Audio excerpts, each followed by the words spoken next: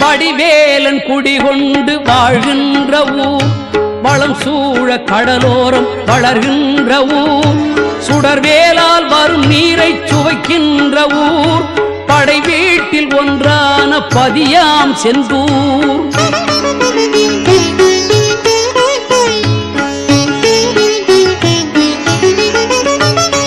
வடிவேலன் குடிகொண்டு வாழ்கின்ற ஊர், வளம் சூழ கடலோரம் வளர்கின்ற ஊர், சுடர்வேலால் வரும் நீரை சுவைக்கின்ற ஊர், படை வீட்டில் ஒன்றான பதியாம் செந்தூர்.